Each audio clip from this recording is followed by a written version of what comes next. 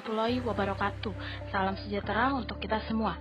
Pada kesempatan kali ini kita akan membahas biografi tokoh paling berpengaruh di Indonesia, yaitu biografi Soekarno.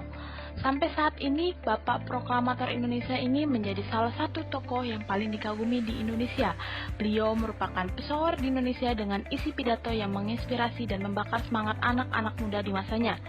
Bahkan, sampai saat ini, isi pidato Bung Karno masih saja disukai dan dijadikan pembakar semangat generasi penerus setelahnya. Sebagai presiden, Soekarno sangat disegani oleh para pemimpin negara di dunia pada waktu itu. Amazing! Langsung saja kita bahas satu persatu. Presiden pertama Republik Indonesia, Soekarno yang biasa dipanggil Bung Karno, lahir di Surabaya, Jawa Timur 6 Juni 1901 dan meninggal di Jakarta 21 Juni 1970. Ayahnya bernama Raden Sukemi Sastro Dwi Harjo dan ibunya Ida Ayu Nyoman Rai.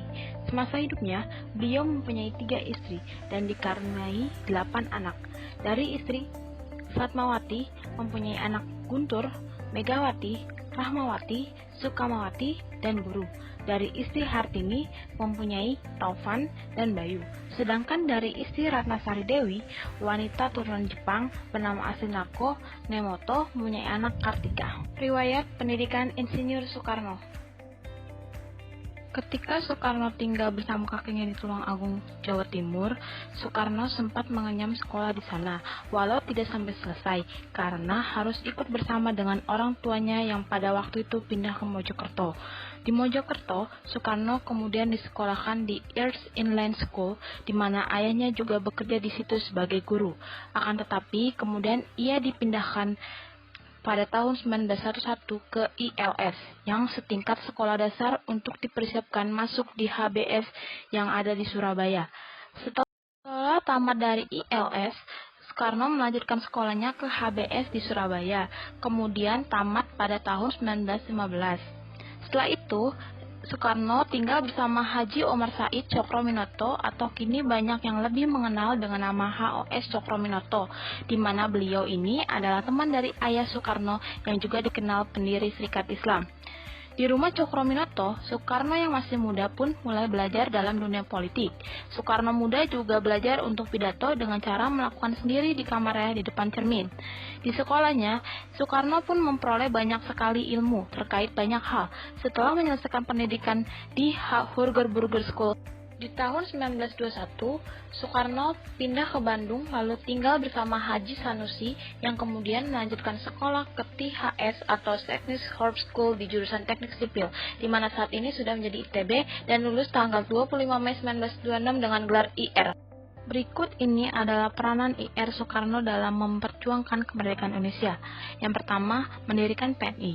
Beliau merupakan pendiri Aljaman Studio Club yang menjadi cikal bakal Partai Nasional Indonesia yang banyak mengajarkan pemikiran mengenai kemerdekaan. Yang kedua, penggagas Pancasila. Beliau merupakan salah satu penggagas dasar negara, yakni Pancasila, pada sidang BPUPKI. Yang ketiga, beliau yang merumuskan teks proklamasi.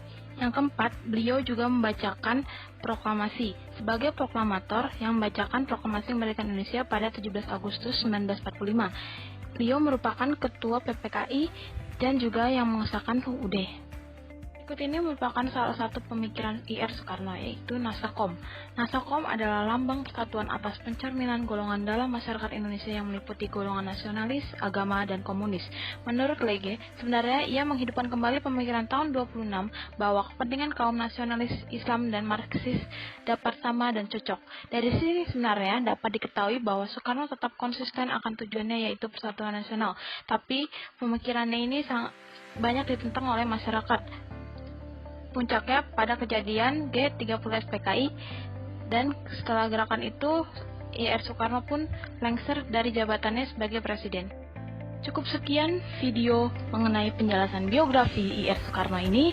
Kurang lebihnya mohon maaf. Wassalamualaikum warahmatullahi wabarakatuh. Amazing!